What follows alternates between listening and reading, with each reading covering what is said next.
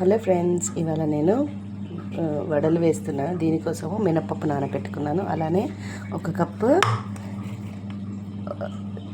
ఒలిచి పెట్టుకున్న మొక్కజొన్న కంకి గింజలు తీసుకున్నాను. ఇవి రెండు కలిపి కూడా ఇప్పుడు నేను మిక్సీ వేసుకుంటున్నాను. ఇప్పుడు జార్లో పెడితే ముందుగా ఒలిచి పెట్టుకున్న ఈ మొక్కజొన్న గింజలు వేసుకుంటున్నాను. ముందుగా వాష్ చేసి పెట్టుకున్న ఈ నేను నైటే నానబెట్టుకున్నానండి. వీటిని నేను ఇప్పుడు మిక్సీ జార్లోకి తీసుకుంటున్నాను. ఇప్పుడు ఇలా మెత్తగా పట్టుకున్న ఇదంతా కూడా నేను ఒక గిన్నెలోకి తీసుకుంటున్నానండి. వడలు వేసేటప్పుడు ఒక టిప్ అండి, ఏంటంటే ఇలా బాగా బీట్ చేస్తే ఎయిర్ బబుల్స్ అన్నవి మొత్తం కూడా బ్రేకప్ అయిపోతుంది. అప్పుడు ఆయిల్లో వేసినప్పుడు వడ కూడా చాలా స్మూత్గా వస్తుంది. సో ఇలా పిన్ అంతా కూడా కింద మీదకి కలుపుకోవాలి.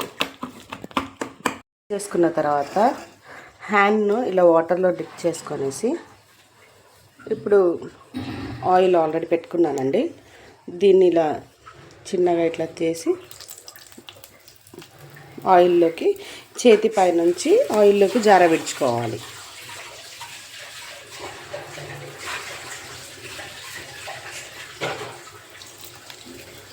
అలా ఫింగర్ బటన్ వేలుతోటి మనము మధ్యలో ఇట్లా వేలు వాటర్లో డిప్ చేసుకొని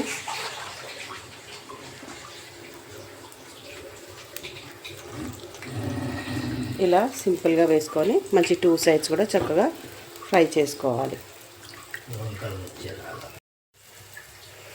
ఇలా రంధ్రం పెట్టుకోవడం వల్ల ఏంటంటే లోపల చక్కగా మొత్తం అంతా కూడా ఉడికిపోతుంది.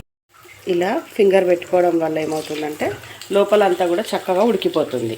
బ్రౌన్ కలర్ వచ్చే వరకు వేయించుకోవాలి. అయితే కొంచెం చిన్న వడలు వేసుకున్నాము అంటే లోపల పిండి అన్నది పచ్చిగా ఉండకుండా చక్కగా కుక్ అయిపోతుంది. సో నేను అందుకనే చిన్నగా వేసుకున్నాను.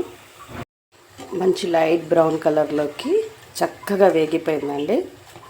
సూపర్ కలర్లోకి టర్న్ అయినాయి. ఇప్పుడు వీటన్నిటిని కూడా ఒక సర్వింగ్ ప్లేట్లోకి తీసుకుంటున్నాను.